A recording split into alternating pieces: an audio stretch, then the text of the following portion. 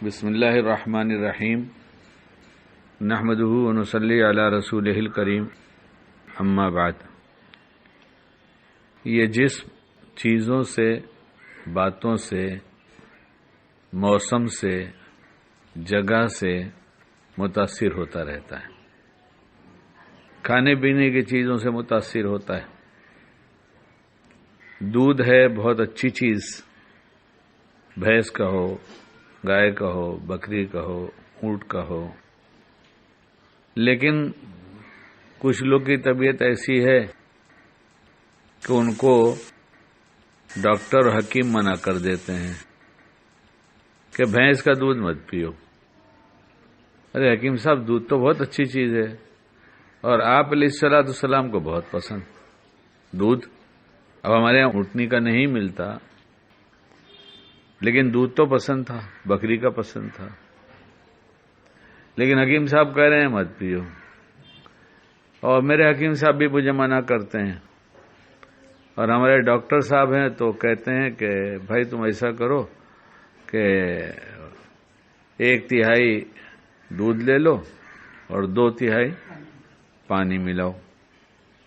اور بازار میں کوئی پانی ملا دودھ بیچے تو اس کو کہا جائے گا یار یہ پانی ملا کے بیچتا اور تھوڑا سا نہیں ملاتا، 2/3 ملاتا ہے، اور یہاں کہہ رہے ہیں کہ پانی ملا کے پیو۔ ہم نے اپنے حکیم صاحب سے کہا کہ حکیم صاحب مجھے ملائی کھانے کی اجازت دے دو۔ ملائی بولتے ہیں لوگ، ہمارے ہاں وہ بالائی بولی جاتی ہے، اور کوئی بیوقوفی کی بات کرتا ہے تو کہ اس کی بالائی منزل خالی ہے۔ بیوقوفی کی کوئی بات کرتا ہے تو کہا جاتا ہے اس کی بالائی منزل، یعنی اوپر کا فلور جو ہے، ٹاپ فلور، وہ خالی ہے۔ تو ہمارے حکیم صاحب کہتا نہیں، کہ حکیم صاحب ملائی کھانے میں کیا حرج کی بات ہے؟ پہلے حرج ہے کہ نہیں؟ آپ کے لیے حرج ہے۔ تو اس سے پتہ چلا کہ وہ کچھ چیز ایسی تو ہے کہ جو جائز ہے، لیکن وہ طبیعت ایسی ہے کہ اس کے کھانے سے اسے تکلیف بڑھ سکتی ہے۔ تو یہ بات تو واضح ہو رہی ہے نا؟ جی۔ اچھا، کچھ چیز ایسی ہے جسے کھایا تو جائے گا لیکن زیادہ نہیں کھانا ہے، زیادہ کھانے سے نقصان ہے۔ حکیم صاحب نے کہا 1 انڈا دیسی روز کھاؤ، تو ہم نے کہا حکیم صاحب بہت اچھا لگتا ہے، 2-3 کھاؤں تو ارے ایسا بالکل مت کرنا، میں 1 بولنا ہوں تم 2 کی 3 کی بات کر رہے ہو۔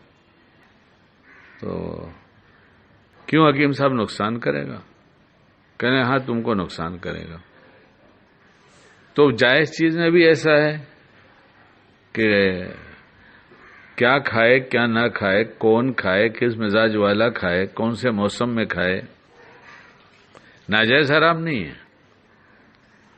تو جن چیزوں سے نقصان ہوگا عقل مند آدمی اسے استعمال نہیں کرے گا۔ معلوم نہیں تھا، معلوم ہو گیا تو نہیں کرے گا، چھوڑ دے گا۔ کیا خیال ہے آپ لوگ کو؟ اور پھر اگر کرے تو اسے کیا کہیں گے؟ ارے آپ لوگ بولے نا، آج تو مجلس ہی ہو رہی، آج کیا ہے؟ آپ لوگ بولیں کیا اسے کیا کہیں گے؟ بیوقوف کہیں گے۔ یعنی نقصان کی چیز یہ جاننے کے بعد نقصان کی اور کھائے تو اسے بیوقوف کی تشریح کرنے کی ضرورت نہیں ہے۔ اپنا نفع نقصان بھی اس کو پتہ نہیں کیا ہے، اور کوئی آدمی اگر غصے میں بول دے گا تو گدھا بھی بول سکتا ہے اس کو، غصے میں یہ سب بولے گا نا۔ ارے ہاں نہ بولو نا، بیان تھوڑی کرنے بیٹھا ہوں، یہ تبادلہ خیال ہے یہ۔ اور جو چیز حرام ہو، جسے شریعت کہتی ہے حرام ہو، تو وہ تو سب کے لیے حرام ہے، ایمان والوں کے لیے۔ کہ ایسا ہے کہ ان کے لیے نہیں ہے، ان کے لیے ہے، ان کے لیے کم ہے، ان کے لیے ایسا کوئی مسئلہ تو نہیں، جو حرام ہے وہ حرام ہے۔ گوشت ہم ہر چیز کا کھا لیں، ایسا نہیں ہے۔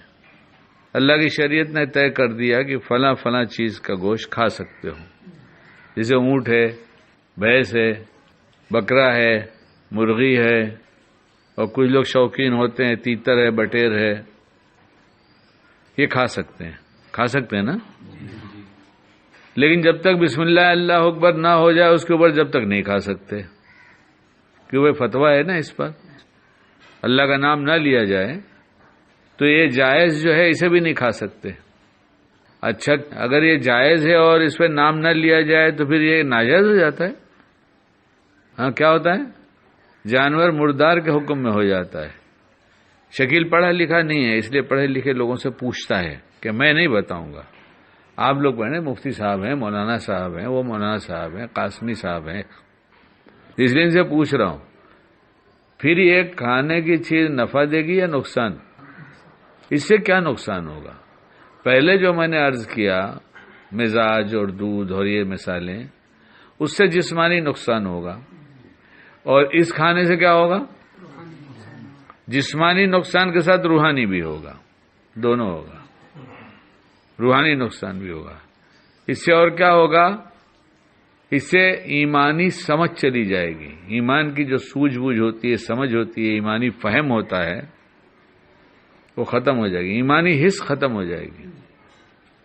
تو اگر ایسی نقصان کی چیز ہو تو پھر کیا کرنا چاہیے؟ چھوڑ دینا چاہیے، چھوڑ دینا چاہیے۔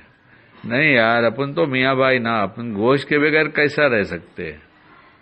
اپن رہچ نہیں سکتے، نہیں رہ سکتے نا، چاہے ایمان خراب ہو جائے۔ تو یہی تو ایمانی حس خراب ہو گئی کھا کر۔ یہ اسی لیے تو کہہ رہا ہے کہ اس کی ایمانی حس خراب ہوگی، تبھی تو کہہ رہا ہے، ابھی اس سے زیادہ خراب کرے گا۔ یہ جو کہہ رہا ہے اس کی ایمانی حس خراب ہو گئی تبھی تو کہہ رہا ہے۔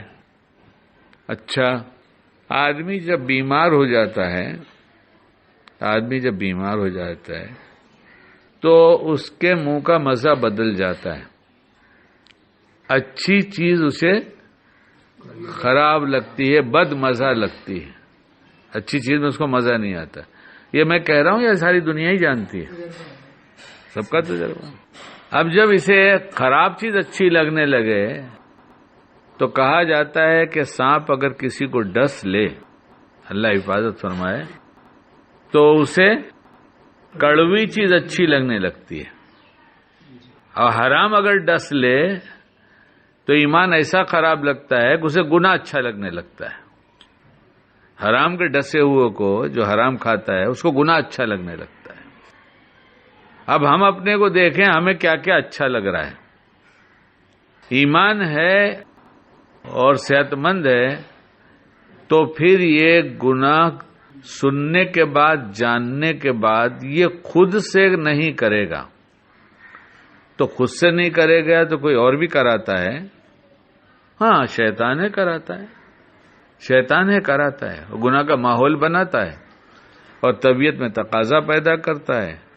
اندر اس کا ایک دوست اور گرو بیٹھا ہوا ہے جسے نفس کہتے ہیں، پھر دونوں مل کر پلاننگ کر لیتے ہیں کہ کسی صورت سے اس کو گناہ میں مبتلا کر دو، پھر اس سے گناہ ہو جاتا ہے بندے سے، لیکن وہی ایمان پھر کہنے لگتا ہے ہائے ہائے یہ کیسے ہو گیا، ہائے ہائے کیسے ہو گیا، یہ کیوں ہو گیا، میں گناہ تو کرنا نہیں چاہتا تھا۔ کوئی مومن گناہ کرنے کے بعد خوش نہیں ہوتا، کبھی نہیں۔ وہ یہی کہے گا ہائے یہ کیسے ہو گیا، تو پتہ چل گیا یہ ہائے کیسے ہو گیا، کیوں ہو گیا، کرنا تو نہیں چاہتا تھا۔ تو یہی علامت ہے کہ تم نے نہیں کرنا چاہتا، شیطان نفس نے کرا دیا۔ تو اللہ نے ہماری رعایت کیا کہ تم توبہ کر لو، ہم تم کو پکڑیں گے نہیں۔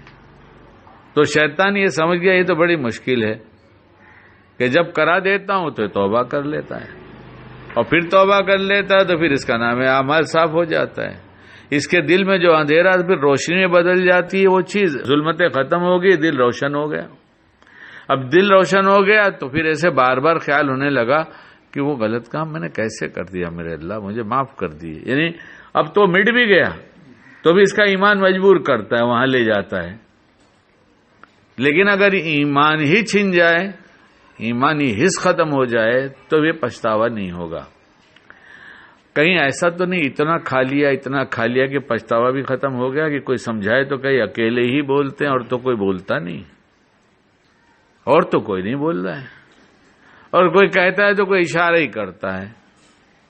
اس پہ اتنے زور کی ضرورت نہیں ہے۔ جس سے ایمانی حس ختم ہو جائے، جسمانی صحت خراب ہو جائے تو جائز بالائی اور دودھ پینے کو منع کر رہے ہیں، تو یہ کھانے کی اجازت ہو سکتی ہے کیا کہ جس سے سب 100% کنفرم ہے کہ خراب ہو جائے گا؟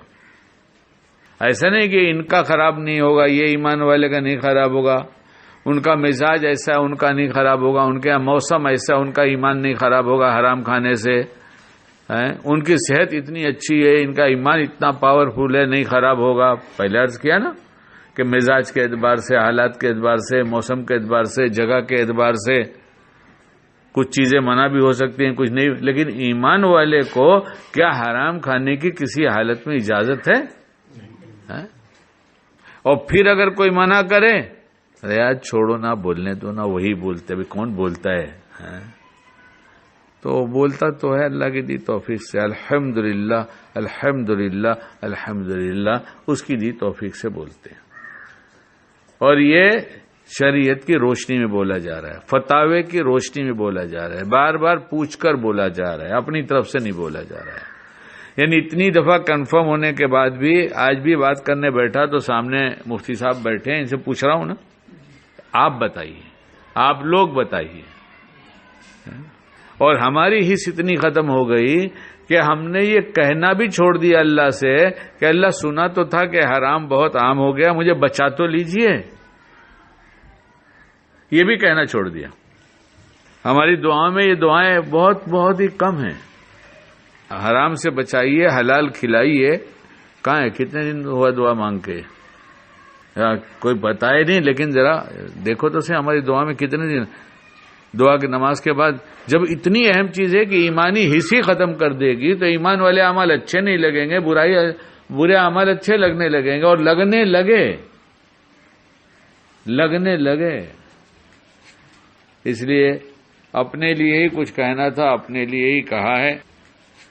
اللہ ہمیں بھی توفیق دے، سمجھ دے، کسی چیز کی طرف ہماری طبیعت نہ چلتی ہو اور چیز شریعت کی ہو جس پر چلنے کے لیے کہا گیا ہے، اور ہم نفس شیطان کے شکار ہو گئے، ہماری طبیعت ادھر چلتی نہیں، چھوڑنے والے کام کرنے کی عادت بن گئی، کرنے والے کام چھوڑنے کی عادت بن گئی۔ تو ہمارا رب تو ابھی ہے نا، وہ تو کہیں نہیں گیا، اللہ پاک تو ہے نا، اور سنتا ہے، اسی سے کہنا شروع کر دیں کہ اللہ میری یہ غلط عادت پڑ گئی ہے، میری طبیعت ایسی غلط کی طرف چلنے لگی ہے۔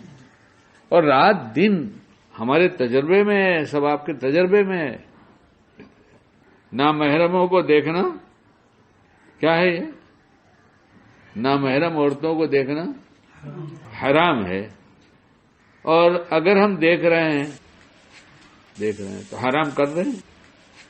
اس حرام کرنے کے بعد ہماری طبیعت میں یہ اتنا رچ بس گیا ہے کہ اب ہم کہنے لگے گا ہم اس کے بغیر تو جی نہیں سکتے، ماحول ایسا ہے تو کیا کریں گے؟ تو ماحول ہی میں تو ایمان والے کو چلنا ہے کہ غلط ماحول میں ایمان والا چل کے دکھائے گا کہ ایمان اسے غلط ماحول کو بدل دیتا ہے۔ اگر ایک ایمان والا گزرا، اس نے نہیں دیکھا، تو اس ماحول کے بدلنے میں نہ دیکھنے والے میں ایک نے اپنا کردار ادا کر دیا نا، اور ایسے ہی 10 ہو گئے بازار میں گزرنے والے، تو 10% کا پالوشن ختم ہو گیا نا، اور ایون کرنے کی ضرورت نہیں پڑی ہے، ختم ہو گیا نا 10%۔ ایسے ایمان والا محنت کرے گا اور باتیں کرے گا، اللہ سے مانگ کر عمل کرے گا، تو انشاءاللہ سب ماحول بدل جائے گا۔